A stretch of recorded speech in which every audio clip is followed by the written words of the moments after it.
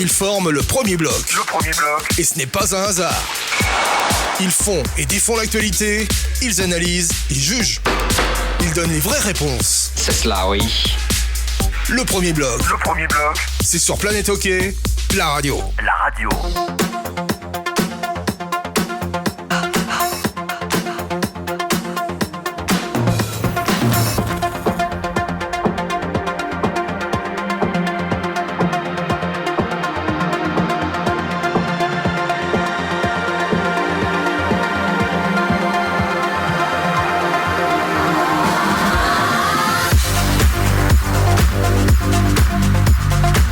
Monsieur, bonsoir, bienvenue. Nous sommes aux têtes de course, le Bike and Coffee, situé tout près de la gare de Nyon. À l'occasion de ce premier bloc, le Before, nous allons bien entendu parler du programme de ces prochains jours, mais nous allons également revenir sur les événements de ces dernières heures, de ces derniers jours également, avec encore une fois notre très belle équipe composée aujourd'hui du coach, c'est Laurent Perroton. Bonsoir Laurent. Bonsoir. Bonsoir Christian Ponty. Bonsoir. Et bonsoir Michael Ngoy. Bonsoir. Alors, comme d'habitude, je vous pose une première question qui est toute simple. Avez-vous retenu quelque chose de spécifique ces derniers jours, ces dernières heures? Et puis ensuite, nous passerons directement à notre casque d'or et notre casque de plomb. Retour sur les matchs de mardi, analyse des matchs du week-end, la sélection pour le Hockey Game de février pour l'équipe suisse, un petit retour sur la Swiss League avec les shows de fond, et puis 2-3 petites choses sur les transferts. Question. Alors moi j'ai retenu 2-3 choses aussi. J'ai bien aimé une interview de Vicky Montegazza qui a confirmé qu'elle faisait totalement confiance à son entraîneur, ce qui n'est pas forcément évident si on repense à ce qui s'est passé d'ici un mois en arrière. Voilà, c'était un peu compliqué. Puis gentiment il prend ses marques, effectivement il a l'air d'avoir l'équipe avec lui et ça monte gentiment. Jeune entraîneur, un président qui fait confiance, je trouve ça bien. Ensuite, il y a quand même un dossier assez intéressant avec Timo Meyer qui arrive en fin de contrat du côté de San José. Puis il est annoncé un peu partout parce que c'est quand même un gars à 80 points. Et puis c'est maintenant qu'il faut essayer de le revendre s'ils veulent faire un peu de profit. Donc il est annoncé un peu partout du côté de Vegas, de Montréal, mais je pense qu'il risque de bouger. Donc il a 37 points 40 matchs, donc plutôt bien. Et puis moi le dernier truc c'est Yann Bixel convoqué avec les grands. Voilà. Ouais, ça fait effectivement passablement de sujets que l'on pourra peut-être aborder aujourd'hui. Tout est question de temps, tout dépend de Michael Ngoy, si aujourd'hui il a la langue bien pendue ou pas. Non, alors bon, moi je me réjouis de rebondir sur les thèmes qui vont être abordés aujourd'hui, mais sinon c'est sûr, on parlait de l'actualité de Lausanne, qui est-ce que finalement c'est le déclic, je pense que ça serait important d'en parler. On voit aussi André Bikov, 2 goals, 2 matchs, la résurrection, ça ce serait aussi et puis sinon aussi comme les autres, mais je pense pour moi c'est ce que je retiens. En plus il n'y a eu qu'un match cette semaine, donc on attend ce week-end impatiemment avant la pause. Ouais, c'est ça. Moi, j'avais envie de retenir que l'on arrive d'abord tout doucement à la fin de la saison régulière et que j'ai de plus en plus d'entraîneurs qui disent maintenant les choses sérieuses commencent. Là, moi, je suis pas tout à fait d'accord quand même. Les choses sérieuses, ça a déjà commencé. Voilà, j'avais simplement envie de relever le fait que effectivement tous les matchs maintenant comptent. Chaque point commence vraiment à compter, même si tous ceux qui sont déjà comptabilisés, bien entendu. Là, on enfonce des portes ouvertes quand on dit chaque point compte. Oui, chaque point compte, que ce soit en début ou en fin de saison. Ils ont tous la même valeur. Bon, on commence avec le casque. On commence avec le plomb ou bien avec l'or? On commence avec l'or. Allez, alors casque d'or de Laurent Perroton cette semaine. Aujourd'hui. Jiri Sekac. 6 points en 4 matchs, donc 4 goals. Le puissant ailier tchèque retrouve le niveau aligné aux côtés de Ria et Fuchs. Il prend ses responsabilités, et quand je dis il prend ses responsabilités, moi je trouve que d'aligner le gardien étranger et de mettre Kovacs en tribune, ça libère Sekac, et on retrouve le grand Sekac du mois de février de la précédente saison. Et après je reviendrai sur Lausanne parce que j'ai fait des parallèles, et puis je voudrais parler un petit peu de certaines déclarations, mais vraiment on retrouve le brillant ailier, et il fait des points, des goals importants, et je crois que ça passe par là pour que Lausanne puisse aller chercher encore les pré-playoffs. Ok, donc c'est catch pour Laurent Perroton. Christian Ponty. Alors moi j'ai mis Robert Mayer. Parce qu'en fait, je suis toujours le premier à dire que c'est un bon gardien, mais qu'il est fantasque. Là, ça fait 4 matchs qu'il joue propre. Techniquement, c'est un gardien incroyable. Contre Happy, il a juste été sobre. Ouais, et puis moi, je vous dis un truc, en l'état, c'est le premier gardien à Genève. Après, les playoffs, c'est encore une autre histoire. Justement, par le passé, il a été fantasque, mais en tout cas, là, en ce moment, il fait du super hockey. En plus, il est beau à voir. Il fait des relances à la canne incroyables. Il a failli marquer un goal à la fin du match quand ils ont sorti le gardien. Mais ouais. Moi je dis il bouge pas dans tous les sens, il est calme, il est propre. Parce que souvent il fait des bons matchs, mais il te fait une ou deux boulettes. Et là il est propre, il est concentré du début à la fin. Donc ouais, Robert Mayer pour moi c'est mon casque d'or. Le casque d'or pour Michael Ngoy. Alors pour moi je dirais Andrei Bikov, vraiment, parce que c'est vrai qu'il a une saison difficile. La semaine passée, mais c'est vrai. Ah ok, non mais en plus il a continué dans le ça se prolonge. Il le mérite, premier goal à Berne, c'est important de marquer le premier goal à Berne quand on arrive là-bas. Ça le libère, lui il a besoin vraiment de lancer sa saison. On sait de quoi il est capable. Avec le départ de Rossi, il aura sûrement un peu plus de temps de glace parce que Andrei Bikov il est encore capable, il a encore de quoi donner. Physiquement il est bon. Et je pense que si on lui donnait un peu plus de responsabilité, il serait capable d'être productif. Maintenant le problème chez lui, à Fribourg, c'est que est-ce que Christian Dubé veut lui donner des responsabilités offensives? Je pense pas. Et pour moi c'est pour ça que c'est dommage pour moi, parce que je sais que Andrei il veut absolument rester à Fribourg, mais il aurait encore largement de quoi donner dans un autre club et il pourrait avoir un rôle dans deux premiers blocs partout ailleurs. Il jouerait du pipi ailleurs. Exactement. C'est ce qu'on a dit, mais moi ce qui m'a dérangé, il marque encore une deuxième fois, et s'il nous écoute, Andrei il continue à nous faire rêver, puis on adore ce joueur, mais il gagne facilement à Lugano, il a 10 minutes de temps de jeu, et le deuxième joueur qui a le moins de temps de jeu c'est York qui a 11 minutes 20. Il a 1 minute 20 de moins que le joueur qui a le moins de temps de jeu, donc là Christian Dubé il doit aussi lui donner un peu plus de temps de jeu. On a beaucoup encensé Christian Dubé sur certains choix, mais là il faut lui donner du temps de jeu, et il a besoin d'Andrei Bikov pour que Fribourg aille loin dans les playoffs, et je suis sûr que l'année dernière comme en quart de finale il avait été extrêmement décisif, et on espère que ça va bien se passer, et Andrei continue à marquer des goals, et puis au bout d'un moment le coach il n'aura pas le choix. Et d'ailleurs c'est marrant parce que tu parlais de ces catchs comme casque d'or avant, ils ont un point commun, c'est des joueurs de fin de saison, ils sont très bons dans le money time, et comme par hasard ça arrive, et souvent quand tout d'un coup, c'est pour ça que je dis que j'espère que Bertaggia marque aussi, parce que finalement il mérite autant, il bosse les deux, et en fait moi Bikov c'est un gars, dès qu'il y a des émotions, d'ailleurs quand il a marqué à Berne on aurait dit qu'il était en play-off l'année passée contre Lausanne, et il fait tout péter, c'est une explosion, enfin bref, moi je suis d'accord. Non, c'est vraiment pour moi, si on lui donne vraiment un autre rôle qu'il a eu, pas peut-être le rôle qu'il a eu dans ses belles années, mais il en a encore sous le pied, techniquement il est bon, physiquement c'est une machine, je crois qu'au niveau des tests physiques chaque année il est premier, et il pourrait être dominant, il pourrait avoir des saisons à 30 points.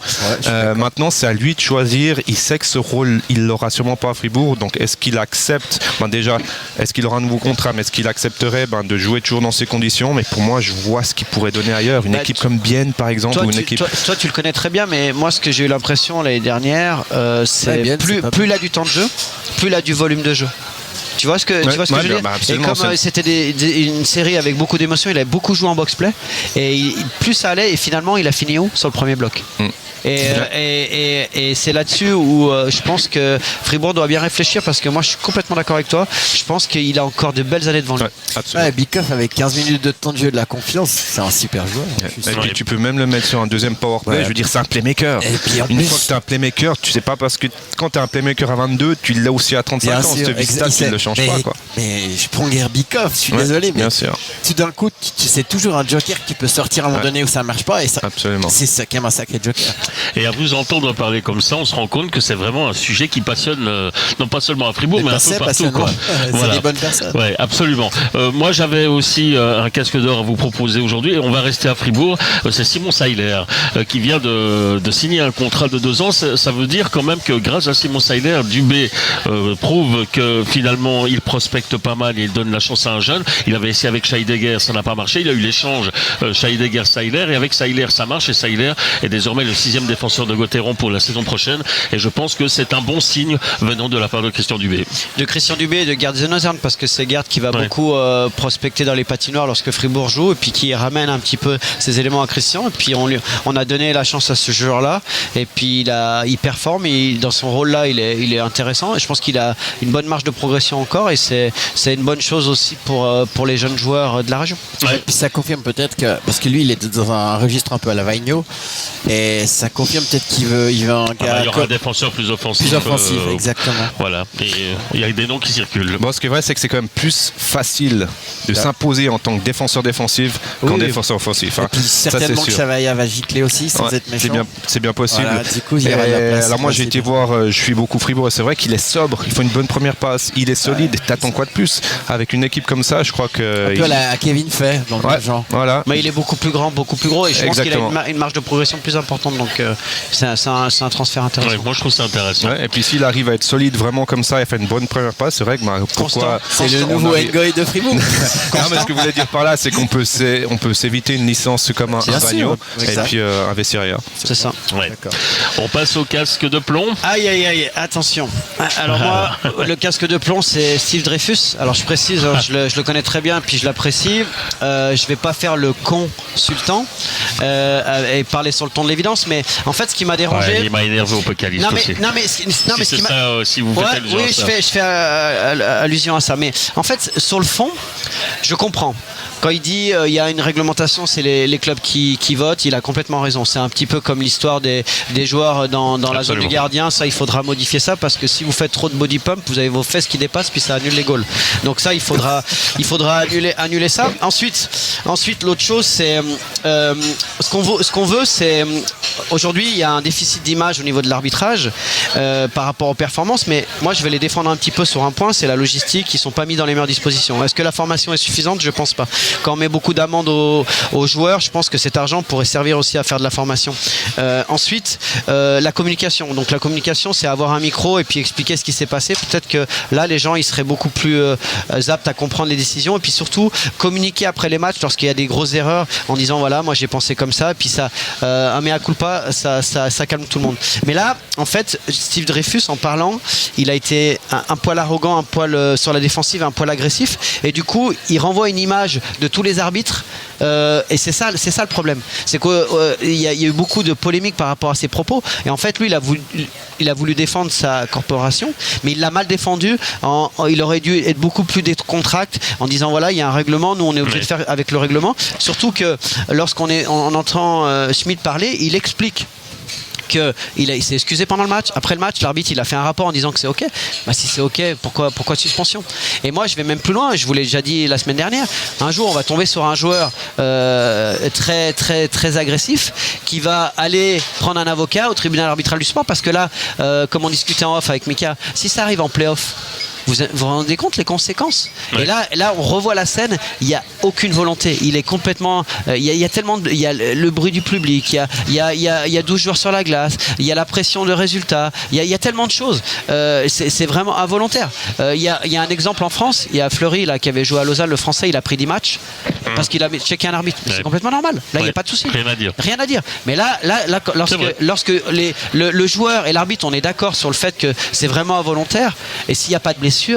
Voilà. Alors, je suis obligé quand même de remettre un peu en perspective, parce que tout le monde n'a pas regardé les Pécalistes, donc on parle bien de la réaction de Dreyfus par rapport à la suspension contre Sandro Schmidt. Alors, je crois que comment il l'a justifié, c'est surtout ça. Comment il l'a justifié, et puis surtout, moi j'ai aussi envie de dire, peut-être. Là, on va écouter Mickaël, parce que je crois que c'était un peu votre idée du casque de plomb également, non, que cette histoire de Sandro Schmidt, et puis je sais alors pas. Moi, je rebondis sur ce qu'il dit. Alors moi, c'était pas mon casque de plomb. Alors on va le prendre après. Alors moi, vous aviez quelque chose à dire là-dessus. Par rapport à ça, mais pas par rapport à Steve Dreyfus, parce que c'est pas de lui que je parlais, mais de la situation générale, de sa pénalité, de 3 matchs qu'il a. Moi, c'est vrai, on en a parlé on a un groupe chat sur Apocalypse, on en a parlé, on a débattu, c'était assez vif, il y a eu pas mal d'opinions différentes, et c'est vrai que j'ai pas eu l'occasion de m'exprimer là-dessus.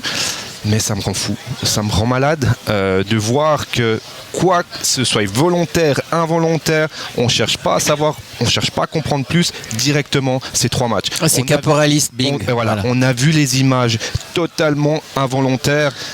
En tant que joueur, on sait en tant que joueur, il y a des matchs où vous êtes en confiance, vous devez regarder, ok, ça va vite, je vais me faire checker, je dois faire une passe, je dois revenir en arrière.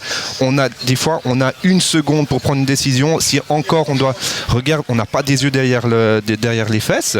Et là, il peut absolument rien. Et ce qui m'énerve, c'est qu'on prend pas ça en considération. Et le rapport de l'arbitre. Exactement. L'arbitre lui dit encore à la fin, c'est vrai, c'était involontaire, tu peux rien. Il n'a pas dit t'inquiète, mais pour nous, c'est t'inquiète pas, c'est bon. Et même l'arbitre, il a vu le principal concerné, il a vu qu'il pouvait rien. Mais d'ailleurs, dans l'action, il va direct s'excuser. Il dit désolé, je t'ai pas vu. Et pour quelle raison alors il prend 3 matchs alors que c'est involontaire? C'est ça qui me rend malade. Et je comprends pas ceux qui arrivent à défendre la position de l'arbitre. Alors je suis le premier à dire oui, il faut respecter l'arbitre, il faut protéger l'arbitre, ça je veux bien.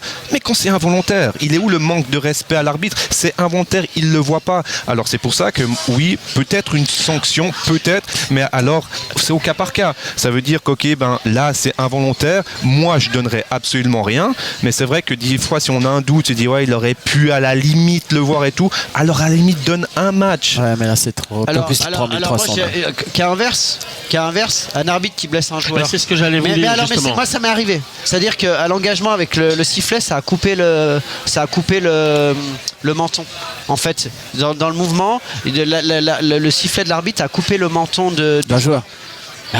Excuse-moi, c'est involontaire. Ouais. Ou alors juste encore un dernier exemple, et ça arrive tout le temps, et on ne parle pas, c'est que moi j'arrive, je patine, je veux mettre le puck au fond, je veux rimer le puck au fond, j'envoie un monstre ça. Combien de fois je l'ai envoyé sur l'arbitre? Parce que l'arbitre il était au mauvais endroit. Au mauvais endroit, au mauvais moment, involontaire, pourquoi ça on le punit pas? Parce qu'on sait que c'est involontaire, il était au mauvais moment, au mauvais endroit, et là c'est exactement la même chose. C'est un débat inattendu en fait ce matin, mais on va quand même encore continuer un petit instant parce que c'est vrai que c'est très intéressant. Ce que vous avez dit, Laurent Perroton, si on prend l'action de Sandro Schmidt, où là c'est l'arbitre qui se retrouve sur les fesses et voilà, avec risque de blessure, supposons que ce soit l'arbitre qui reste debout et c'est Sandro Schmidt qui se retrouve sur les fesses. L'arbitre, il fait partie du jeu, on est bien d'accord.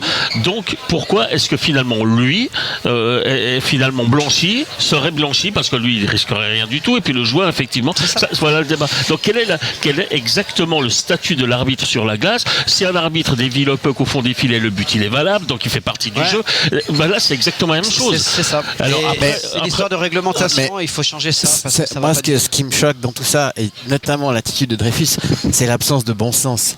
Parce qu'au bout d'un moment, il faut arrêter. On est en train de mettre justement, il défend sa corporation à tout prix.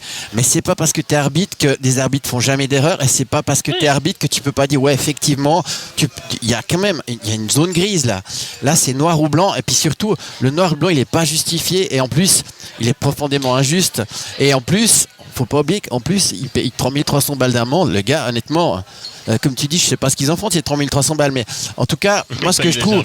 Non, mais ce que je veux dire aussi, c'est que c'est un petit peu tourné en boucle sans argumentation. Parce qu'à un moment donné, moi, j'ai entendu Steve qui disait ouais, mais alors, il faut attendre quoi pour qu'on sanctionne un joueur que l'arbitre saigne ou mais c'est quoi ça?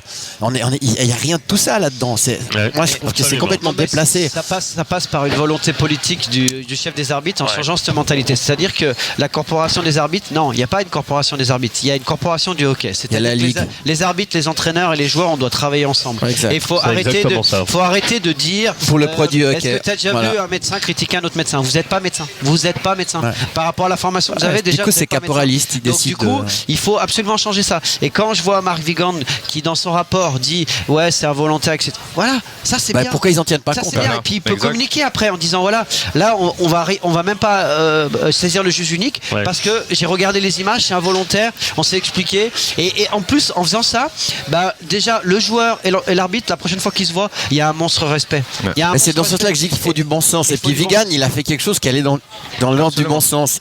Et puis quelque part, il est même désapprouvé par la corporation des arbitres parce que je pense que Vigan, c'est le mec le plus désolé de l'histoire parce qu'il se rend bien compte que le gars, il l'a envoyé en tôle et qu'il a rien fait. Quand ils peuvent pas juger des hors-jeux alors qu'il y a une évidence, mais comme il n'y a pas les bonnes images, ils sont mal pris. Là, c'est pas une question d'arbitre. Et là, Dreyfus, il parlait au nom des arbitres. Et il a C'est parlé ça. d'une manière où on a cette image-là et il a confirmé cette image. Et c'est pas bon. C'est pas bon. C'est exactement ça. Ben voilà, c'était un bon petit débat sur le sujet. On va quand même, le temps passe vite, hein, on va quand même continuer et terminer sur nos cases de plomb. Alors on va continuer avec Ouais. Ponty, puis après avec Ed. Ouais. Alors moi, en fait, c'est à peu près le parfait contre-exemple. Moi, le casse de plomb, c'est à la Ligue qui a désavoué ses arbitres. Suite à, c'est l'arbitre de Klaus Haug, hein, en fait, l'article sur Klaus Haug. En gros, les arbitres ont fait une erreur pendant le derby zurichois. Ouais. Et sur le site de la Ligue, il y a la vidéo et la Ligue dit les arbitres ont fait des erreurs. Alors je trouve quand même gonflé que déjà ils dénoncent ça, ils peuvent régler ça entre eux. Mais d'un autre côté, la Ligue ils donnent pas les moyens techniques pour les arbitres pour bien bosser. Donc je trouve un peu gonflé que la Ligue ait dénoncé les fautes arbitrales. Je pense que Ils veulent donner l'impression de faire un mea culpa. voilà, exact. Mais en fait, le problème, il vient pas de là. Le problème, la Ligue, elle, par rapport aux arbitres, ils doivent donner des moyens techniques. Point. C'est tout ce qu'on demande. Mais là, en fait, ils ont mis la vidéo sur le site de la Ligue pour dire ouais, on s'excuse, mais sur le 1-0, il n'y avait pas un 0, c'est les arbitres qui ont fait une erreur. Ouais, c'est ça. Ça, je trouve que tu peux pas faire ça. C'est ça. Mickaël. Bah, moi je vais faire un peu plus court. Hein. J'ai pris, Moi, j'essaie de faire court. Ouais, non, mais je dis par rapport parce que je pense qu'on a pris beaucoup de temps sur les arbitres. Non, moi c'est un joueur. Je regarde un petit peu la tendance de Berne en ce moment qui a 2 victoires sur les 10 derniers matchs. Chris Di Domenico, vraiment, on le reconnaît pas. Il a 44 points quand même, deuxième de la Ligue, mais je crois si on regarde ses 5, 6, 7 derniers matchs, c'est 1 ou 2 points maximum. Donc là, on voit que Berne souffre, hein, mais c'est aussi par rapport au manque d'efficacité du Canadien. On sait de quoi il est capable et c'est vrai que Berne passe vraiment une mauvaise passe sur ces 10 derniers matchs. Et là, ils voient que la 6e place est en train vraiment de s'envoler. Hein. Je crois qu'il y a 6 ou 7 points d'écart entre eux et la 6e place qui, je crois, a encore un match en moins. Donc, Juste une petite info pour Berne, ce qui est très compliqué, c'est en défense. Hein. Ils avaient Colin Gerber, Neuer, Löffel et puis Jelina absent. Colin Gerber est revenu. Et Neuer, ils ont un retour précipité avec Löffel. Normalement, ils vont jouer ce week-end. J'ai eu l'info là. Et puis ensuite, Jelina patine et sera retour après l'équipe nationale. Donc c'est quand même 4 défenseurs du top 6 qui vont être là. Donc je pense que Berne, ça va aller mieux avec cela parce que défensivement, c'est très compliqué. Il y a Gerber, Beat Gerber, qui était normalement numéro 7, qui a des matchs à 26 minutes. Hein. Donc c'est beaucoup trop. Bon, ça va sûrement aller mieux, hein, j'en doute pas, mais après, ils ont plus le détail entre leurs mains, c'est ça le problème. Hein. À ce rythme-là, il faudra plus gagner que perdre, et puis même si c'est le cas, ça peut ne pas être suffisant. Mais s'ils sont complets, qu'ils arrivent à être dans le top 8, attention pré-playoff, parce que là, j'aimerais pas les jouer s'ils sont complets. Mais après, pour revenir à ce que tu dis, Mika, c'est aussi parce qu'il l'utilise beaucoup. Je pense qu'il est un peu cramé. Il s'utilise beaucoup aussi. Bien de fois où il peut changer, puis il refait encore. D'ailleurs, exactement, c'est exactement ce que Dubé disait quand il disait qu'il a eu ses combats. Ça veut dire que oui, il bouffe les bandes, machin, il refait aussi l'incroyable, mais alors il n'aime pas trop back-checker. Moi, j'avais dit ça quand il y a les fameuses prolongations à Davos. Il le met en 3 contre 3. Le gars, il est scandaleux, il défend pas à 3 contre 3. Avec Lindbergh, là, alors, du coup, je pense que lui, quand il marque pas, il est vite frustré aussi. Et Philippe, la dernière fois, tu parlais contre Fribourg qu'il était mauvais. Mais quand il est frustré, il est extrême. Sean Heinz, même genre de gars, un peu taré. Il peut t'aimer et te détester dans la seconde qui suit, et puis il peut te mettre un goal et faire une monstre connerie juste derrière. C'est ce qu'il a fait à Spengler d'ailleurs, quand il met son goal incroyable et juste derrière, il se prend 2 minutes. Allez vite, mon casque de plomb. Je vous ai entendu tout à l'heure en off dire qu'un journaliste qui n'a rien à dire, alors il se réfugie derrière la statistique. Alors moi, je vais me réfugier. Il balance. Alors je vais me réfugier derrière une statistique. On n'avait pas fait gaffe, vous étiez là. Excusez-nous. C'est un simple constat. Cloton, c'était 4 victoires consécutives et maintenant c'est 5 défaites consécutives. Et du coup, Cloton, qui pouvait viser la 6e place, est en train de trembler pour la 10e. Exactement. Voilà, c'est juste un constat, c'est tout. Et pour moi, ça vaut le casque de plomb. Ok. Voilà, on va enchaîner, Laurent. Ouais, on part sur les matchs de mardi. On commence avec Lausanne parce qu'on avait pas mal de choses à dire. On est sur une série de 4 victoires, c'est très bien. Moi, j'ai déjà parlé de ces catchs. Il fait du bon job. On a mis Lauri Kainen qui a 96,55% d'arrêt, donc qui fait complètement le job. Et je vais même plus loin dans ma réflexion. Je crois que Lausanne peut aller un peu plus loin et peut-être chercher les pré-playoffs et peut-être aller plus loin sur deux choses. Moi, je pense qu'il faut continuer à garder Lorikainen et Pounenov, et même si on fait jouer Pounenov, Lorikainen, il faut qu'ils soient en deuxième. On a deux gardiens en confiance, mais surtout, il faut absolument aller chercher un défenseur étranger. Là, il faut trouver absolument un défenseur étranger pour avoir Frick avec Gernat, Gloser qui est un top 4 avec l'étranger, puis après, t'as qui ont bien monté leur niveau, et t'as un top 6 parfait. T'enlèves Odette qui, à mon avis, n'est pas mieux qu'un joueur suisse aujourd'hui, et du coup, t'as un équilibre complet, et surtout, tu donnes les clés du camion à la ligne Fuchs, Ria, Sekatch, et là, ça va très très bien. Donc, ça, c'est la première chose. J'ai 2 points négatifs, et après, je viendrai sur une dernière chose. Pour moi, c'est Sidler, il a joué 3 minutes 29. Je sais que les matchs sont serrés, mais il faudrait essayer de lui donner un peu plus de temps de jeu pour le développer. Et puis après, le gros point négatif, c'est la blessure de Pedretti, out pour la saison, parce qu'il commençait à monter son niveau. Et après, je viens sur Ugly. Ugly, on sait qu'il a un contrat immense sur 5 saisons. C'est 40 matchs, 0 goal, 4 assists, moins 1. L'année dernière, avec environ 10 minutes de temps de jeu, l'année dernière, il était à 40, pas loin de 40 points. Donc, il avait fait 53 matchs, 15 goals, 10 passes, 25 points, plus 9. Donc, c'est un vrai problème. Et là, je pense qu'il faut travailler avec lui. Je ne sais pas quels sont ses problèmes, ou mentaux, ou physiques, mais il faut essayer de travailler avec lui parce qu'il est encore là pour 4 saisons. Donc, ça, c'est l'autre point négatif. Et la dernière chose qui me dérange aujourd'hui, et là vous allez me donner votre avis, on fait toujours les mêmes erreurs. Je m'explique. Tout va bien. Là, il faudrait le silence Tampa, là. Il faut pas parler. Là, je vois plein d'articles, le process, le coach, tout le monde parle. On fait notre métier. Hein. Mais je parle de Lausanne. Là, je parle de Lausanne. Ouais, bon. Aujourd'hui, tout va bien. Quand ça va pas, il faut communiquer. Ouais. Mais quand ça va bien et que tu es en train de revenir, tais-toi. Parce que là, ça donne de la sérénité. Là, tout le monde parle depuis une semaine. Mais ce week-end, il joue Davos et il joue à Joie. Tu fais un mauvais week-end et c'est de nouveau le bordel. Et là, je pense qu'à un moment donné, il faut être humble. Nous, on travaille, on n'a pas le temps de parler. On travaille et puis du coup, quand tu es qualifié pour les pré-playoffs, tous ceux qui t'ont critiqué, tu peux leur dire voilà ce qu'on a fait. Et puis on arrête. Mais là, moi je pense que c'est encore se mettre de la pression en répondant à toutes les interviews, disant ouais, le process ça va mieux, on est en train de monter, etc. On voyait des signes avant-coureurs, etc. Non, on s'en fout. Là, il y a 4 victoires. Va gagner tes 2 matchs du week-end.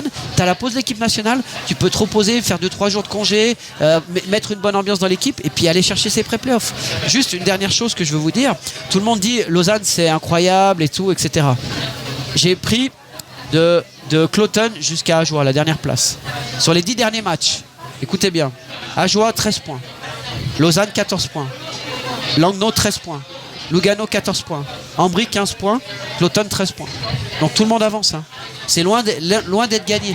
Donc il faut rester humble, travailler, continuer, laisser Kovac en tribune, comme ça Sekatch, il a toutes les responsabilités. Et c'est absolument de trouver un défenseur étranger pour solidifier cette défense. Et contre les grosses équipes, tu vas avoir besoin d'un mec.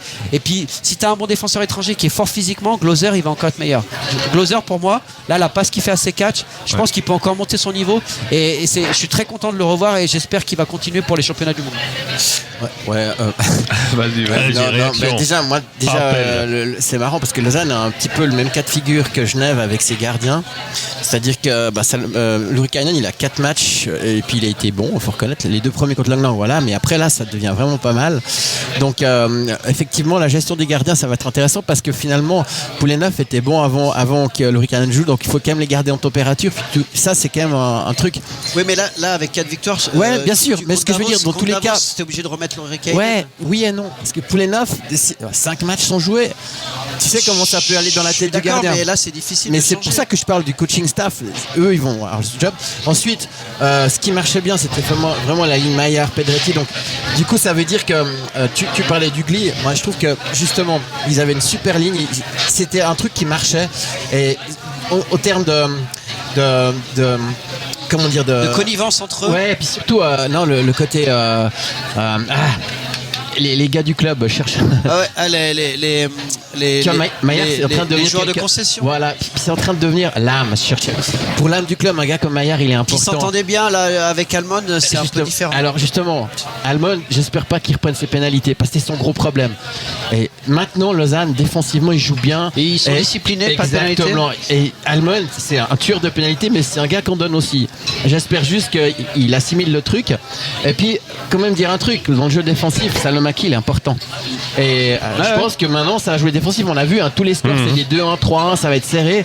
Donc, des bons gardiens, un jeu défensif, effectivement, c'était encore un gros défenseur. Lausanne, ça peut devenir un os. Oui, mais quand j'entends le process, on est en train de progresser. Non, la seule chose qui a changé, c'est qu'un Garnat, il joue beaucoup plus défensif, il arrête de faire des rushs sans arrêt, et puis tout le monde s'est appliqué défensivement. On a toujours la troisième heure. On met beaucoup de puck honnête et de présence devant la cage, c'est très très simple. Et puis t'as notre ligne, c'est 4 qui est en train de sortir du panier, qui met des goals importants. C'est ça qui a changé. Et puis surtout, on arrête de changer tout le temps les lignes. On reste avec une identité de jeu, avec les mêmes trios qui commencent à travailler. C'est juste ça, c'est le coaching qui a changé simplement. C'est pas le fondamentalement le jeu. Non, alors je te rejoins sur le fait que c'est vrai. Après, bon, ils répondent aux questions des journalistes, donc forcément aussi sûrement que le joueur, ils essayent un petit peu de rassurer les fans, ils disent que les gens ils ont envie d'entendre. Mais ce qu'il faut savoir, c'est que Lausanne, oui, ils jouent bien finalement. 4 victoires. Excusez-moi, j'ai envie de dire, c'est la moindre avec l'équipe qu'ils ont. On sait aussi ce qui s'est passé et tout. Mais comme Lugano, ils sont sur un fil. Ça veut dire que tout d'un coup, tout peut s'écrouler. Donc là, il faut qu'ils arrivent à surfer sur cette victoire. Mais on sait qu'aussi, pourquoi pas, et puis je serais pas étonné que tout d'un coup, ils aient 3-4 défaites de suite. Donc là, on va pas dire, oh Lausanne, finalement, ils sont sortis. Parce que ce qu'il faut savoir, c'est que même s'ils gagnent le match, la 8e place, la 10e, pardon, elle est encore assez loin. Parce que Ambry, je peux vous dire que eux, ils ont la hargne, ils jouent bien, ils sont en confiance. Et Ambry Lugano se tire la bourre à un point. Exactement. Et eux, ils sont. Exactement. Et eux, ils sont. La différence de Ambry, ce qu'ils ont eux d'avantage par rapport à Lugano et Lausanne, c'est qu'eux, ils sont pas en crise. Eux, ils sont contents s'ils arrivent à s'accrocher à cette 10e place. Lausanne, de toute façon, pour l'instant, leur saison, elle est gâchée. Enfin, elle est ratée de toute façon. Donc, c'est sûr qu'ils s'accrochent à cette 10e place, mais il y a du positif, c'est bien, mais on va pas commencer à leur donner une tape dans le dos. Bien, c'est bien, vous avez gagné 4 matchs de suite. C'est là aussi où je veux en mais tu as tout à fait raison, il faut qu'ils restent humbles parce que tout va bien. Et là, ils jouent un week-end facile. Ils jouent un week-end entre guillemets facile. Ils jouent à la maison Davos, tu dois gagner quand même, et puis tu vas jouer à Joie, d'accord ? Tais-toi avant ça. Si tu gagnes tes 2 matchs, comme je t'ai dit, tu as 6 victoires et là tu pars sur une énergie. Tu perds tes 2 matchs en disant on a progressé, le process, le bordel, et finalement à la fin tu te retrouves avec lundi, tout le monde te tape dessus parce que tu as perdu tes 2 matchs. Et c'est là-dessus où je dis on n'apprend pas de ses erreurs. Et là au niveau de la communication, on a changé. Vous aviez dit c'est l'ancien Meyer qui est parti et maintenant c'est Courvoisier qui est arrivé, Madame Courvoisier. Là il faut aussi qu'on explique ça au staff en disant écoutez là tranquille. C'est ce que Lugano a fait, silencio stampa. Ils ont demandé après la défaite contre Ambry, silence, il y a eu juste Muller qui a eu le droit de parler et Genasi. Non mais parce que Muller c'est le porte-parole de l'équipe et puis ils ont commencé à gagner, etc. Mais c'est vrai, c'était malin, franchement. Et Dieu sait si là-bas aussi c'est chaud, en plus avec Ambry à côté. Mais ils ont dit maintenant on se consacre sur le sport et on parle plus. Mais quoi qu'il en soit, ça va être difficile pour Lausanne, parce que on passe pas d'un statut de perdant en gagnant en claquant des doigts. On sait qu'ils savent que l'année passée, après les Jeux Olympiques de février, ils ont une série incroyable. Et puis qu'il y a eu quelque chose dans l'équipe et qu'ils ont compris que ça va être difficile. Alors moi, je suis 100% derrière cette équipe, étant lausannois. J'espère vraiment qu'ils arrivent à accrocher cette 10e place. Mais aussi, comme l'a dit très justement Laurent, il faut rester humble parce que maintenant il va falloir chercher la 11e place, aller chercher la 12 à 11 avant de penser à la 10. Step. Parce que maintenant il ne faut pas y voir trop loin, il ne faut pas se dire après playoff. Déjà se contenter peut-être pourquoi pas de vacances, parce que pour l'instant c'est des playoffs. Donc pas aller aller voir C'est ça. si loin que ça. Et puis, on va le dire, comme le disent chaque fois les joueurs, prendre match après match. Mais surtout, ce week-end sera vraiment décisif. Hein.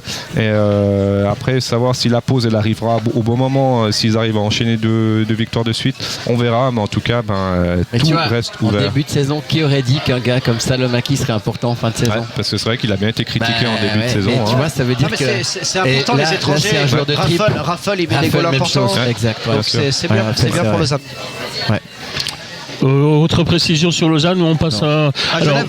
On va passer à Genève en rappelant encore une fois, parce qu'on va quand même encore le répéter, on va le dire quand même 2 ou 3 fois dans l'émission, que nous sommes toujours aux têtes de course, le Bike & Coffee qui se trouve tout près de la gare de Nyon, avec aujourd'hui Laurent Perroton, avec Christian Ponty, avec Michael Ngoy. On continue donc avec le leader incontestable, mais est-il un petit peu contesté quand même de cette ligue? Non, ils gèrent très très bien. Là, on a été voir le match contre Rapperswil. On avait parlé de ça, la tendance. Hein. Vous avez vu ce qu'a fait Rapperswil? Ils ont mis Aberg en tribune et puis ils ont joué avec 3 défenseurs étrangers. Donc il y a pas mal d'équipes qui ont maintenant 3 défenseurs étrangers avec le nombre de licences. Et ça, c'est aussi pour essayer de contrer un petit peu l'offensive. Et ça a failli marcher un petit peu. Mais sauf qu'en face, Cervenka a été complètement muselé par la ligne Richard Rod Miranda qui a fait vraiment un très gros match. Ils ont été aussi très agressifs en box-play. Je les avais rarement vus jouer. On a parlé de ça. Trey a pris un petit peu le box-play depuis quelques semaines où ils avaient des statistiques un peu moyennes. Ils sont beaucoup montés dans la ligue au niveau du box-play. Ils sont 4e. Et ils ont joué. Cervenka, il a eu très peu le puck. Enfin, ils ont fermé complètement du côté de Cervenka. Et donc c'était très compliqué. Après, Christian a parlé de ça. Mayer, excellent. Tom Ernest, on trouvait que c'était un petit peu moins bien, mais c'est toujours excellent. Hein. Mais là, le retour de Jack May, incroyable. Ça libère complètement Tom Ernest, et on sait que Vatanen et Volmin, ça revient après la pause de l'équipe nationale, ça va pour jouer, donc ils s'entraînent déjà depuis un moment. Après, ce qu'on peut rajouter, c'est que en face là, on a vu aussi jouer Jordan. Il nous a fait pas mal marrer. Il a un bon look et tout, mais c'est vrai que c'est pas un étranger dominant techniquement. Et puis du skate, il a un petit peu de difficulté, mais il a amené de la solidité. Ils étaient un peu plus gros derrière, et ça aurait pu sur la fin ils sont revenus forts, ça aurait pu égaliser. Mais franchement, Rapperswil toujours très constant, un bon temps mort au bon moment. Ils arrivent à revenir. C'était un très bon match, mais on a senti quand même la supériorité physique, technique, mentale. Et puis on va finir avec le dernier joueur, Omar, qui en ce moment, depuis l'arrivée de Vitu, même s'il ne se sent pas concerné parce qu'on sait qu'il a une façon de penser, mais ça met un étranger de plus. Et là, il performe. C'est 10 points en 4 matchs, 13 points en 6. Et là, il a vraiment, sur des actions individuelles, fait vraiment la différence dans un match qui était quand même assez serré. Ouais, moi, en fait, j'étais aussi au match là, et moi, ce que j'ai trouvé, c'est que c'était quand même un gros test pour Genève, parce que Rapi, c'est un client. Et effectivement, ils ne se sont pas pris les pieds dans le tapis. Le box était prêt, vraiment. Ils les ont annihilés. Hein. Autant ils ont brillé le match d'avant contre Lugano. Alors peut-être c'est aussi ce qui fait qu'ils étaient prêts à ce point-là, Genève. En tout cas, on sentait qu'ils étaient prêts. Après, j'ai trouvé que Rapi, ils étaient quand même un petit peu beaucoup dépendants de ces 2 premiers blocs. Que derrière le fond de jeu. C'est pas nouveau. Hein. Ouais, mais ce que je veux dire, c'est qu'en tout cas, là, ça s'est vu. Ouais. Et surtout, on a aussi vu la profondeur de Genève, quoi. Genève, c'est quand même, défensivement, ils sont jamais ridicules en attaque. Quand ils ont leur possession, ils sont compliqués à jouer. Moi, je trouve qu'en ce moment, Genève, parce qu'ils ont quand même eu ce passage à vide après la première pause de l'équipe de Suisse, on les a jamais retrouvés à leur niveau. Et là, je trouve que vraiment ils reviennent. Surtout, faut pas oublier juste rajouter, Christian, c'est aussi ce qui est fort à Genève, c'est que on a Winnick et puis Phil Poula qui sont retour de blessure ou de maladie, qui sont un peu dans le down, qui sont pas très performants. Et ça gagne quand même parce que c'est les autres lignes qui prennent le relais. Et un plan qui est très bon aussi. Et en plus, le Coultre qui est toujours pas là, et puis qui va être absent probablement jusqu'au player, je pense, voire plus. Et il paraît que c'est pas beau sa blessure. D'après ce que disait Rochette sur le plateau des sur son podcast, c'est même, il voulait pas en parler tellement c'était pas beau, quoi. Donc ça risque d'être sérieux pour le coup. Il a une grosse blessure, mais en tout cas, moi j'ai trouvé aussi le petit Chanton pas mal. Honnêtement, l'air de rien, il commence à prendre la bouteille, et il a un jeu de rôle, mais il l'assume bien. Il joue assez simple. Moi j'ai trouvé vraiment pas mal, quoi. En tout cas, moi Genève, bonne impression. vraiment. Alors, moi, me concernant, je vais faire peut-être un peu plus court. C'est pas dur, hein. Non, ce que je voulais dire, c'est parce que tout a vraiment été bien résumé. C'est pour ça que je vais pas. Tout ce que je voulais dire, moi, par rapport à Genève, c'est que c'est vrai, on avait annoncé une bonne équipe en début de saison. C'est sûr, sur papier, incroyable.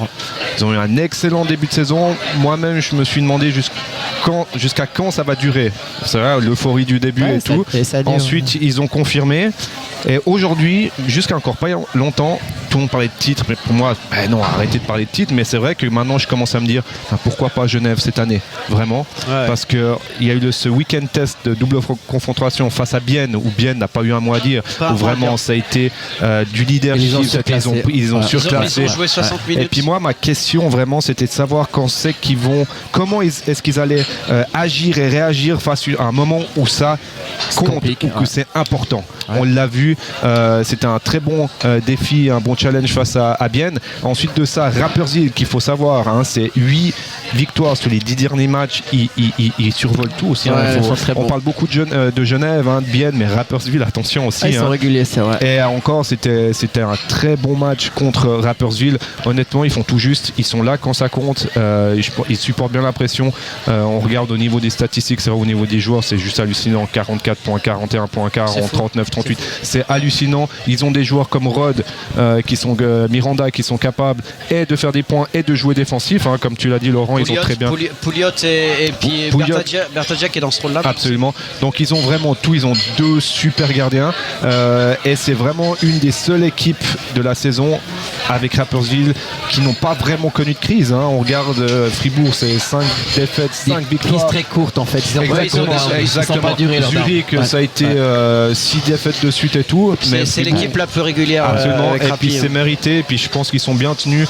Et honnêtement, j'ai vraiment hâte. Et j'espère pour eux, même moi qui suis lausannois, et puis ça me fait mal de le dire qu'il y a des Genevois plus être champions. Il y en a ras-le-bol que ce soit toujours les mêmes équipes. Donc c'est vrai que je mettrais une petite pièce. Ils ont des beaux jeux. Et le coaching staff fait du bon travail aussi, il faut le dire, parce qu'il y a des décisions fortes dans les moments de la saison qui ont changé un petit peu le visage de l'équipe quand ça allait moins bien.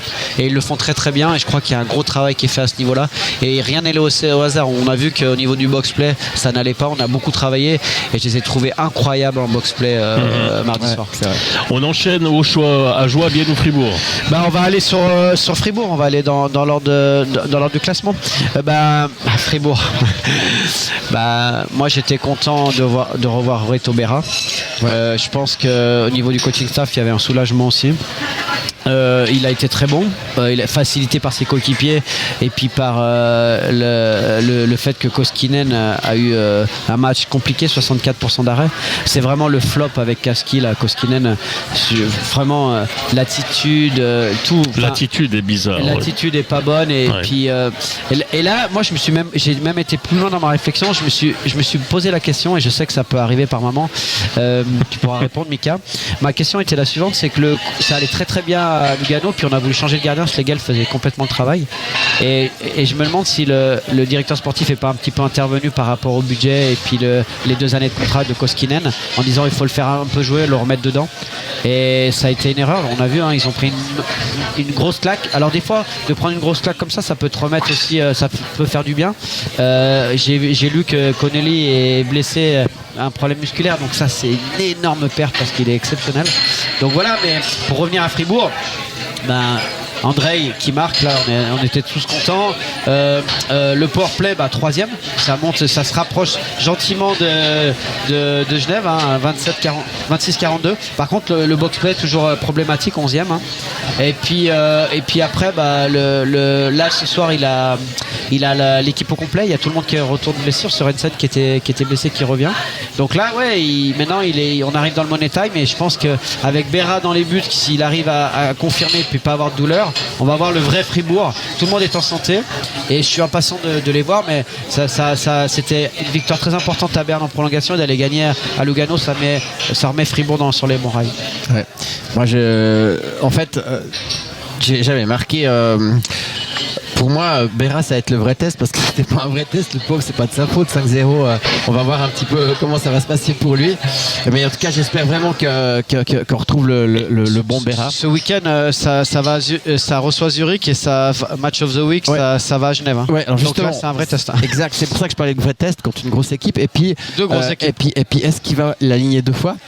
Parce que comment il récupère au niveau de. On sait pas comment Hughes est en santé. Hein. Et là, par chance, il joue dimanche. Hein. Ça lui laisse un jour. Exact. Et puis moi, je dirais aussi un truc, c'est qu'on a parlé il n'y a pas longtemps de la montée en puissance des étrangers attaquants de Fribourg. Mais moi, je trouve que les joueurs suisses, de Fribourg, ils montent aussi. Et c'est le bon moment. Hein. 4 premiers buteurs, 4 Suisses à Fribourg. Exactement. Et d'ailleurs, Sponger commence à ressortir. Et puis l'autre chose. Tu te rappelles ce qu'il avait dit Dubé, hein, diluer le temps de jeu et ça va payer dans les moments décisifs. Moi, je trouve que pour l'instant, évidemment, si tu prends juste des situations du moment, tu dis ouais, mais pourquoi il fait ci? Mais n'empêche que lui, il a pris de la hauteur là-dessus. Il a fait l'analyse après le quart de finale contre Lausanne. Ils sont arrivés en demi-finale et ces 2 blocs ils étaient cramés. Et c'est vrai, il a dit ouais, mais mes étrangers attaquants, ils mettent pas beaucoup de goals en ce moment, mais ils jouent des 12, 13, 14 minutes versus des équipes où les étrangers jouent déjà des 18-20 et ça change pas mal la donne. Après, il y a eu la blessure de Sorensen. De Berra qui était vraiment pas attendu, donc ça a changé beaucoup de choses en termes de points. Et Rask, rappelle-toi, il nous avait dit quand on a fait l'interview que c'était un gars qui était incroyable à l'entraînement, qui avait vraiment des grosses qualités. Et on est en train de le voir, c'est en train de venir gentiment. Donc je pense que la confiance, maintenant, elle est aussi diluée parce qu'avant, il y avait 2-3 gars qui avaient de la confiance, c'était un peu qui tirait l'équipe. Puis là, je trouve que j'ai l'impression que tout le monde se remet en place. Donc moi je pense que ça en plus jouer Zurich maintenant, l'air de rien, Zurich ils sont encore très bien classés malgré qu'ils ont eu un gros passage à vide. Mais ça joue pas très bien. Ouais, voilà. Donc moi Fribourg, je dirais que tous les feux sont verts. Et ce qui va être intéressant, c'est dimanche. Parce que là, on va contre la meilleure équipe du championnat. Il y avait ce fameux match qu'il y avait eu à domicile en début de saison avec ce hors-jeu. C'était un pataquès pas possible et ça avait fait tourner le match. Là, on va. Oui, je me rappelle, Dubé avait dit ça. Et d'ailleurs, il y a beaucoup de gens qui disent que ça va pas dans le vestiaire. J'ai essayé de prendre des informations. On est tous un peu unanimes ici. Ça va très bien dans le vestiaire. Ça va très bien dans le vestiaire. C'est des fausses infos. Tout le monde sait que Dubé, il peut des fois être un peu volubile. Mais par contre, il fait du très bon job avec son coaching staff et l'équipe est en train de monter en puissance. Non, mais c'est comme, je sais pas si vous avez vu, il y a une séquence qui est passée sur les réseaux sociaux où tu vois Dubé avec Sponger sur le banc. Voilà. Qui l'engueule, mais il l'engueule pas du tout. Mais non, il fait tout le temps ça. C'est une discussion du capitaine. Bien sûr, et puis dans les émotions, on parle, on a l'impression qu'ils s'engueulent, mais c'est comme ça qu'on parle pendant le match. Exactement, bien sûr. C'est la passion du moment, mais c'est à tous. Avant de rentrer dans le vestiaire, quand il y a des choses à modifier, tu parles toujours avec ton capitaine. C'est ça. Mais tout le monde fait ça. En plus, les habitudes de Sponger-Bikoff, ils vont pas tout de suite au banc, ils restent puis ils débriefent déjà un petit peu. Mais comme quoi, l'interprétation, faut faire très attention. Bien sûr, ouais. Non, alors moi, pour parler de Fribourg, c'est comme on le dit depuis le début de la saison, malgré les 5 défaites de suite, les 5 victoires de suite, la courbe. Ils sont jamais en crise. Ils le sont. Il y a tout qui est réfléchi. C'est un peu à l'image de Bienne. On a en maîtrise. Exactement en maîtrise. Toutes les choses ont été faites d'une certaine façon. Ça a été réfléchi, c'est stratégique. La façon dont Christian Dubé a construit son équipe. Après, c'est vrai que pendant la saison, il y a eu les blessures, Sorensen qui a été out longtemps, ensuite Berra, ensuite ci et ça. Mais malgré tout ça, ils ont réussi à tenir. Ils ont réussi, les joueurs, ils font le job. Maintenant, c'est vrai qu'on a eu une belle surprise de début de saison de Connor Hughes qui commence à s'essouffler un petit peu, mais c'est normal. Ouais, donc il a joué avant cette saison 5 matchs en Liga dans sa vie et puis tout d'un coup il se retrouve premier gardien dans une équipe qui prétend au titre. Ce que je dis, c'est le backup qui a le plus joué de Suisse. Absolument, donc on va lui donner, t'as fait un bon job, bravo, t'as réussi à maintenir Fribourg vraiment dans les top 6. Maintenant Berra qui revient vraiment, alors c'est vrai qu'on se demande comment ça va se passer, mais par chance il va jouer en tout cas une fois ce week-end et quoi qu'il arrive il aura en tout cas une petite pause juste après. Donc moi je les vois bien monter en puissance, les étrangers qui ont commencé petits qui finissent gros, les Suisses qui sont toujours là, vraiment comme tu l'as dit, les 3 meilleurs buteurs, Berchi, Sprunger, Motet, tout ça fait que vraiment il y a tout le monde qui participe. Il y a son rôle défensif. Après il y a eu les petits couacs de saison comme Cobain qui a eu cette saison en Dancy. Donc là moi je vois que plus la saison elle avance, plus ils sont en train de trouver une certaine constance, un certain rythme. Moi c'est vrai car c'est une équipe que je vois de toute façon dans le top 6 mais qui pourrait vraiment tirer leur épingle du jeu parce qu'on sent qu'il y a certains joueurs qui vont être bons au bon moment. En fait. Puis on le disait en début de saison, les meilleures équipes c'est ceux qui auront les meilleurs joueurs suisses parce que les étrangers vont à un moment donné se maîtriser, ils sont normalement bons et puis après il y a encore les meilleurs gardiens. Et puis il faut rajouter la BCF Arena en play-off. Incroyable. Puis il faut aller gagner là-bas. Exact. Il faut aller gagner. S'ils mettent le feu là et puis Bikoff tu verras qu'il va faire des gros matchs. Bien sûr, si on lui donne plus de responsabilités et surtout par rapport à Berra, c'est que lui qui a rongé son frein. Mais lui, mentalement, il est frais. Il commence sa saison maintenant. Donc, on va avoir un gardien frais de cette envergure. Au moins, à cette époque, parce qu'il avait joué 44 matchs ou je sais pas combien. Donc, vraiment, là, je les vois vraiment sur une pente ascendante. En tout cas, moi, j'espère. Il faudra bien les suivre. Le HC Bienne, maintenant, qui a gagné à Davos 3-2 en marquant 2 buts dans les 10 dernières minutes. Pas mal quand même, Bienne. Même si l'écart s'est recreusé un petit peu, on le sait, avec Genève Servette, alors que en fait, Bienne a fait un blocage. Au moment de prendre la tête du championnat, ils n'y sont jamais arrivés. Ils ont eu 3-4 possibilités. Comment on peut l'interpréter? Qui a marqué le goal vainqueur? C'est Salinen. Ouais, c'est Rayala, voilà. Et l'avant-dernier, c'était Salinen, c'est juste, Rayala. Et donc, du coup, on en avait beaucoup parlé, mais. 12e but de la saison pour Rayala. C'est ça. Et le truc, c'est que à partir du moment où tes meilleurs joueurs marquent des goals importants, tu vas gagner les matchs. Et c'était un petit peu ça le problème de Bienne ces derniers temps. Et on a vu le soulagement de Rayala après son goal.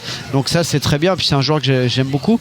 Donc, du coup, Bienne continue à alterner le moins bon et le bon, mais là ils ont gagné un match très important et puis la semaine précédente ils ont été le dernier dimanche ils ont gagné contre Ajoie le samedi pardon et donc du coup ils sont sur 2 victoires, ils repartent un petit peu de l'avant et puis voilà et puis tout le monde est en santé, ça commence à aller, il y a ce problème de riche avec les gardiens mais qui vont gérer comme il faut et c'est une belle victoire contre Davos et c'était très important d'arriver à gagner contre une bonne équipe du championnat. Ça faisait quelques temps que dans les gros matchs ils ont perdu 2 fois Genève, ils perdaient 2 fois Genève, ils font un mauvais match contre Langnau même si fondamentalement sur le volume de jeu et la créativité ils avaient été pas mal mais ils perdent quand même ce match puis après ils sont un peu de pression, ils vont gagner à Ajoie, il faut le faire 3-0 lorsque tu es dans une spirale négative puis là ils gagnent à Davos donc, et ce week-end ils jouent Rapperswil à la maison donc très difficile et ils vont jouer à Berne donc là tous les matchs c'est de la folie. C'est intéressant, juste une remarque par rapport aux gardiens. C'est intéressant ce qu'ils ont fait, puisqu'ils ont fait jouer Von Pottelberg qui s'était remis en forme du côté de Winterthur et il a joué un premier match avec Bienne et il est reparti rejouer avec Winterthur avant sans doute de revenir encore. Finalement, c'est une bonne utilisation du club partenaire. Ça, j'ai même été étonné que Fribourg n'en fasse pas de même avec Béra par exemple. Moi, je pense typiquement que ils vont lui donner un test ce week-end parce que ce soit Rappi ou Berne, ça sera 2 gros matchs. Je vais répondre le statut de Béra et de Van Pottelberg n'est pas le même. Et puis tu peux pas envoyer un Reto Béra à son âge dans un club partenaire. C'est pas possible. Oui, mais politiquement. Pour ressentir mais c'est lui qui ressent. C'est lui qui ressent et c'est lui qui parle avec son entraîneur de gardien et c'est lui qui décide. Et c'est surtout lui qui décide. C'est lui qui décide. Et donc du coup, c'était pas prévu qu'il joue en parenthèse. Par contre, pour revenir à Van Pottelberg, c'est la grande force de Bienne. C'est qu'ils arrivent toujours à remettre les gens en selle sur différents mouvements, soit avec des clubs partenaires, soit avec du spécifique, etc. Et du coup, les gars arrivent à revenir en plein. Je pense aussi le coaching staff, Tormainen a bien, je suis sûr qu'il a une manière de te dire les choses, tu y vas. Moi, je suis sûr. Ouais, non, mais tu vois, quand tu as un statut comme Genoni ou Béra, c'est toi qui décides. Voilà. Ça, c'est toi qui décides et c'est toi qui dis quand tu joues. Alors pour Bienne, impressionnant vraiment. Je regardais encore l'autre soir, je vois, il se faisait mener 2-0 à Davos, donc il jouait à Davos.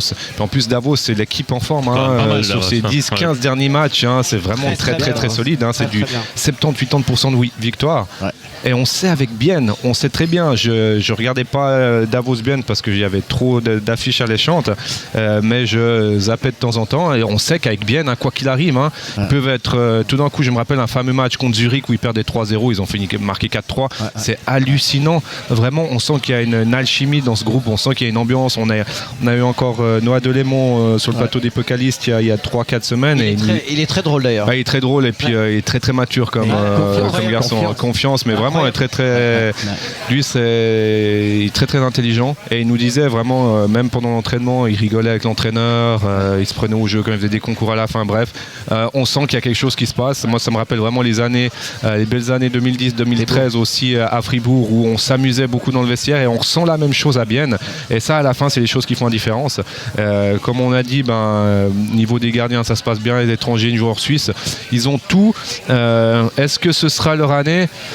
Bonne question. Il faut vraiment qu'il n'y ait pas de blessés. Il faut qu'il n'y ait pas de blessés. Et puis on sait que pendant les playoffs, ils nous habituent maintenant de faire des belles saisons. Quand ça compte pas, ils jouent bien, mais c'est vrai que la saison c'est une chose. L'objectif, les 6 premiers quand même, c'est quand même un sacré enjeu, il faut le faire. Mais après, quand ça commence, quand vraiment on drop le puck, on pose le puck sur la glace, ce premier match playoff, là il faudra y être. Et c'est là où j'ai des doutes en fait. Championnat, on sait qu'il y a des équipes de championnat et puis des équipes de playoff. C'est autre chose. Et c'est là mon seul doute et j'espère vraiment qu'ils me prouveront le contraire. Il me rassure, Mika, parce qu'il y a des joueurs du mois de septembre, des joueurs du mois de décembre et des joueurs du mois de mars. J'espère que je vais commencer à bien jouer en mars. Alors. Mais à part ça, dans ce que tu dis, moi où je suis d'accord, parce que finalement il y a une forme de sérénité à Bienne. Même quand il perd. S'il y en a une qu'il fallait gagner, c'était Davos, parce que c'était une grosse victoire, parce qu'à Joie ils devaient le faire, parce qu'ils avaient plus de pression, ils avaient plus de pression à Joie. Voilà. Puis quand ils ont perdu contre Langnau à la maison, moi j'étais là au match, les 15 premières minutes, ils gagnent, et puis tout d'un coup, paf, ils se sont rattrapés bêtement, puis après ils tournaient mais ils n'arrivaient pas au goal. Langnau défendait comme des fous, mais voilà. Ils gagnent difficilement à Joie et derrière ils font une grosse victoire et tu verras que sur les deux de ce week-end, un des deux je pense qu'ils gagne et ça c'est vraiment, il y a une forme de sérénité. Mais ce que tu dis c'est juste cette sérénité, pourquoi? Mais c'est grâce aussi à leur communication, parce que Bienne, jamais ils annoncent cette année on va faire pour le titre de champion. Ils annoncent rien. Alors on n'en attend rien, donc là forcément tout ce qu'on voit c'est que du positif. Mais si Bienne aujourd'hui était 7ème, est-ce qu'on dirait ils ont raté leur saison? Non, peut-être Bienne sont à leur place. C'est malin, ils communiquent bien.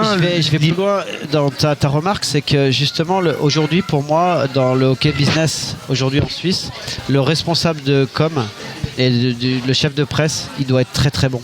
C'est-à-dire qu'il doit connaître les rouages.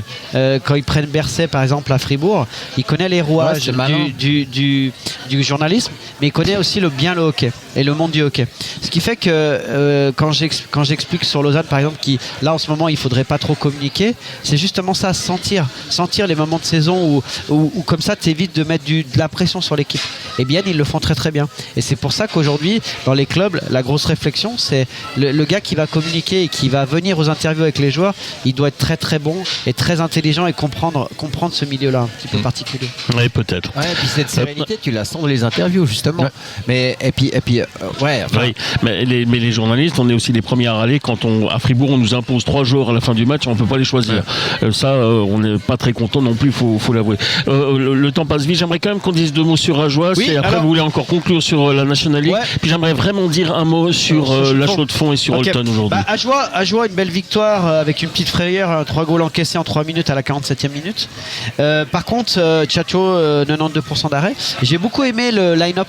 En fait, il a complètement dilué encore ses paires de défense, ses trios d'attaque. Et je trouve que c'est pas mal comme ce qu'il a fait. Le grand perdant, c'est un peu Schmutz, qui était sur le premier bloc et maintenant qui a que 8 minutes de temps de jeu, qui descend dans le line-up et qui est 4e bloc, mais qui a fait des mauvaises prestations les derniers matchs. Et puis là, Vauclair, il transige pas, il met tout le monde à la même enseigne et il faut performer pour jouer. Mais c'est intéressant et puis ils ont bien réagi parce qu'ils avaient eu un week-end très très difficile la semaine dernière et du coup ça fait du bien de voir Ajoie et surtout de battre Cloton qui est quand même si on sait que c'est une bonne équipe, qui est le néo-promu, donc là c'est 2 concurrents directs par rapport à la saison précédente et du coup de gagner, ça leur donne de la confiance pour la suite qui va être ardue pour Ajoie. Et voilà, ce week-end c'est un week-end quand même compliqué, ça va en Brie. Puis on sait qu'Ambry a besoin de points, donc ça va être un match âpre. Et puis là, tu laisses beaucoup de force à Ambry. Et puis après, ça reçoit Lausanne.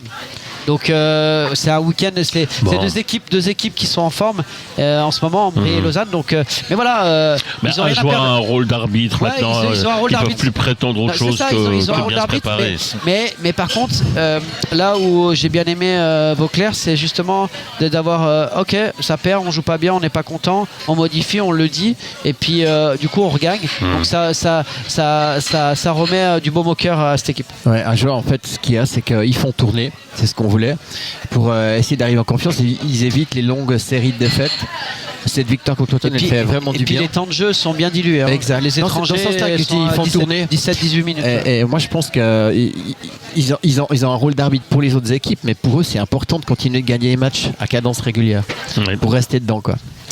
Encore un mot à dire sur la National League. Ouais, non, mais juste sur les matchs. Non, mais sur les transferts. Ouais, vous avez vu qu'ils ont pris Scheidegger. Ouais. Alors tout le monde a dit oui, mais il réussit pas à Fribourg. Qu'est-ce qu'ils prennent Scheidegger? Mais qu'est-ce que vous voulez faire d'autre? Aujourd'hui, le marché des défenseurs, il y a Howard qui va arrêter. Birbaum, on ne sait pas s'il va être prolongé. On a pris Fischer à Ambry. Vous voulez prendre qui? Quand vous voyez qu'un club comme Ambry, il perd Fora, il perd Buren, ils n'arrivent pas à trouver des remplaçants, ils sont obligés de prendre des étrangers.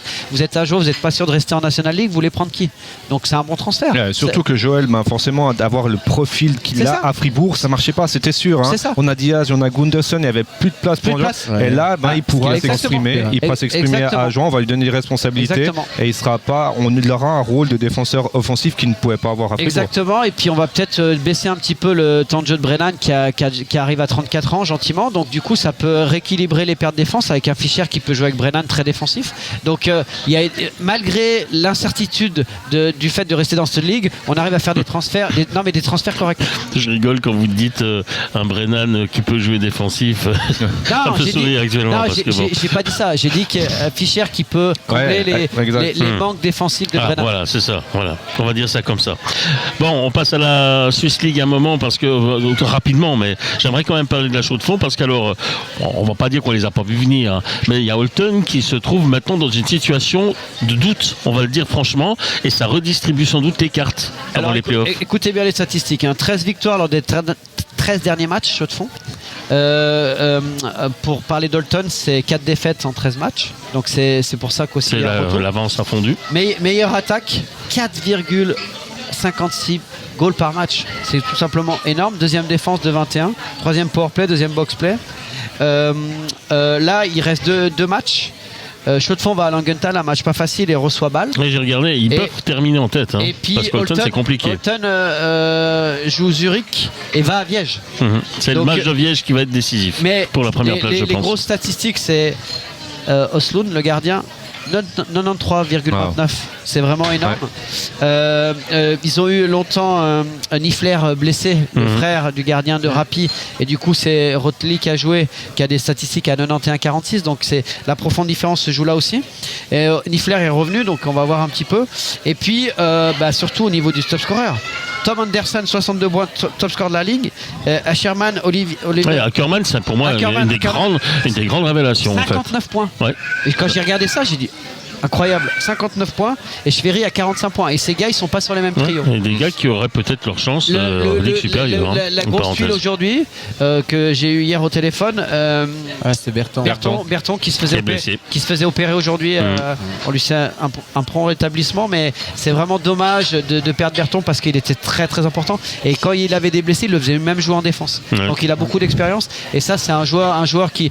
Et on se rappelle que quand Lausanne est montée, Osberger, Berton, Antonetti avait été exceptionnel cette ligne-là. Évidemment, Christo dans les buts. Il y avait une grosse équipe autour, mais la ligne qui avait été dominante des joueurs suisses, c'était ces 3 joueurs-là. Et quand tu sais que tu as un joueur dans cette équipe qui a fait une promotion et qui t'amène cette énergie et puis cette expérience, c'est dommage de le perdre avant les playoffs. Ouais, moi, pour rajouter aux statistiques que Laurent a dit, moi j'ai regardé les goals marqués. On est à plus 101 à Chaux de Fonds. versus plus 75 à Holton. Donc je pense qu'il y a une monstre attaque du côté de Shotfond. Et Huguenin, qui est un méga défenseur qui est arrivé en cours de saison, qui a beaucoup de temps de jeu. Il y a des joueurs qu'on n'attend pas. Et Fourer, la Chaux-de-Fonds, on l'attendait pas non plus comme ça. Il marque régulièrement maintenant. Fourer, normalement, il aurait dû jouer en National League et puis il est là. Mais par exemple, Inalbon, il joue en défense. Ouais. Il a eu des blessés. Et puis, truc sympa aussi, Inalbon, il a 2 matchs en National League, un à Lausanne et un à Ajoie. Ouais. Imaginez une finale Ajoie Chaux-de-Fonds, ça pourrait être sympa. Je veux dire, pour rester en Liga ou pour monter, t'imagines, ça pourrait être. Donc, comme quoi, le championnat, il pourrait être juste jusqu'au bout et partout, dans toutes les ligues. C'est ça. Après, il faut encore faire les playoffs, etc. Promotion relégation, ça pourrait être sympa. Et puis, bon, l'air de rien, c'est quand même la première fois que Louis Matt est head coach. Ouais. Moi, c'était là où je voulais rebondir parce que je vais être honnête avec vous, c'est vrai que j'ai un petit peu perdu, comme pas mal de personnes, d'intérêt pour cette Swiss League où je sais pas vraiment où elle s'en va. On l'a dit nous-mêmes, c'est vrai. Ouais, alors, mais je suis chaud de fond. Pourquoi ? Parce que je suis assez proche de René Matt et du coup, je suis ce qu'ils font parce qu'il y a Louis, son frère, qui est là-bas et puis on sent qu'il y a quelque chose qui se passe. C'est vrai que pourquoi, comme tu l'as dit, Philippe, on les attendait pas là, mais souvent, comme Bienne, on sent qu'il y a quelque chose qui se passe dans l'équipe avec Louis. Donc pour lui, c'est une première expérience. Puis je pense qu'il savoure vraiment tous ces jours quand il arrive à la patinoire, justement parce qu'on sait que d'une saison à l'autre ça peut vite changer. Donc quand on arrive dans ce statut où on est premier, où on est deuxième et puis qu'on s'y attendait pas, et puis que c'est une nouvelle expérience, vraiment je suis content pour lui et vraiment j'espère que Chaux-de-Fonds puisse aller surtout finir premier, parce que finalement je pense que c'est important. Ça va être super important parce que jouer une finale, on parle pas encore de finale, mais jouer une finale en commençant à la maison à l'extérieur, surtout quand Holton, le Clanwell, c'est pas facile. Exactement. Eux, ils ont une expérience, ils sont là tout le temps. Exactement. Donc de commencer à la maison, c'est pour ça que ces 2 derniers matchs, il faudra les prendre ça peut être chaud aussi. D'ailleurs, Chaux-de-Fonds, ils ont fait un match à 5000 personnes contre Holton, qu'ils ont gagné d'ailleurs. Et puis l'autre chose aussi que je voulais dire, c'est que du côté d'Holton, il y a quand même Benjamin Antoniati, Elliott Antoniati et Cass qui jouent là-bas, donc 2 romans et plus Huguebert. Bon, il joue pas trop quand j'ai vu. Stéphane Huguebert. Ouais, voilà. Mais du coup, il y a une touche romande et en tout cas, moi sur vraiment, c'est sur les stats parce que faut être honnête, on les a pas vus beaucoup jouer. On les a pas vus jouer tout court. Mais je voulais dire encore une chose. On va bientôt y aller. Louis Matt, il est arrivé après un entraîneur qui avait cartonné. C'est Paterlini, voilà. Donc l'air de rien, tu prends la place d'un gars qui avait mis la barre très haute. Et puis là, visiblement, il est en train de la mettre encore plus haute. Ouais, encore une dernière chose, Chanton qui joue régulièrement aussi là-bas et il est aligné sur les powerplay quand il va jouer à Chaux-de-Fonds. Ça aussi, le réseau, Louis Matt, ça aide. En tout cas, le constat, il est intéressant de voir que du côté d'Holton, on ne doit pas trop sourire parce que s'il y a un club qui a fait des efforts hallucinants pour recruter, et puis surtout cette saison, ils ont quand même fait des efforts spectaculaires pour recruter. On va pas dire qu'ils ont encore une équipe qui pourrait tenir la route comme Cloton en National League, mais ils ont pris le chemin déjà dans cette Swiss League. Et aujourd'hui, je pense que du côté d'Holton, on doit commencer à se poser des questions. Et au moment d'aborder les playoffs, c'est une situation qui n'est pas inintéressante pour le HC La Chaux-de-Fonds. Maintenant, n'oublions pas qu'il y a encore d'autres formations qui ont encore quelques ambitions dans ces playoffs. On se réjouit en tout cas de vivre les 2 dernières journées de Swiss League et ensuite de se pencher sur les premières confrontations. Et encore une dernière chose, Holton, ils ont un entraîneur suisse, Lars Leyenberg, qui fait du bon job. C'est vrai, fait du bon job, mais c'est vrai qu'il a aussi une belle équipe quand même. C'est vrai. Voilà. Encore une petite dernière chose, on est à 1h05. On reviendra vendredi sur la sélection et puis sur... on parlera un petit peu lundi. Oui, mais je sais plus où j'en suis. Oui. Mon fils, il me réveille en ce moment lundi. Du coup, c'est un peu compliqué. Lundi, pardon. Et puis, on parlera aussi d'une possible arrivée à Fribourg. Un défenseur suédois, j'ai entendu dire. J'ai lu un site. Un sombre site qui s'appelle Planète Hockey, quelque chose. J'ai entendu parler de ça. En tout cas, la presse suédoise a l'air de dire que c'est fait. On attend simplement une confirmation de Gauthieron. Si vous voulez en savoir plus, vous allez sur le site planètehockey.com ou bien vous écoutez la radio Planète Hockey, la radio. Oui, donc juste pour dimanche soir, vous allez vous lancer là-dessus. Le match of the week, donc évidemment Genève-Fribourg, donc tout le monde sur les Mans Bleus. Et puis lundi... vous allez avoir de la concurrence. Ah bon, c'est qui ? Il y a la finale de la Coupe de Suisse. Ah ouais. Depuis Lucerne. D'accord. 19h15. Ouais, avec Martigny. Exactement, on va avoir de la concurrence. On n'a pas les supporters de Martigny qui vont regarder le match. Et puis lundi soir, on reçoit. Ah bah alors c'est fait. Ouais, c'est fait. Bah voilà. Alors on a un transfert. On a un transfert Léventin. Transfert Léventin. Bianco Blue. Johnny Knobulaire au micro. On va le faire parler. On va le faire parler un petit peu. Voilà, lui c'est un bon candidat parce qu'il est très très intéressant comme garçon, très intelligent. Vraiment, je me suis beaucoup attaché au joueur. Vous verrez, je pense qu'il aura des bonnes choses à dire. Moi j'avais le frère aussi, mais qui est un peu plus têtu. Normal. Mais en fait, il vient parler à la maison, c'est très cool. Il va payer l'apéro. Voilà, et nous on a le père qui nous dit maintenant ça va être l'heure de dégager la table les gars, parce que vous l'avez peut-être entendu aujourd'hui, il y a beaucoup d'ambiance, il y a beaucoup de monde ici. On a aussi un matériel un peu différent, on ne cache rien, hein. On a un nouveau matériel, on est en train de tester, tout n'est pas parfait, le son est peut-être un petit peu particulier, on va améliorer ça évidemment pour la prochaine fois. C'était aussi un test. On va en rester là aujourd'hui messieurs, merci encore une fois de nous avoir suivis toutes et tous.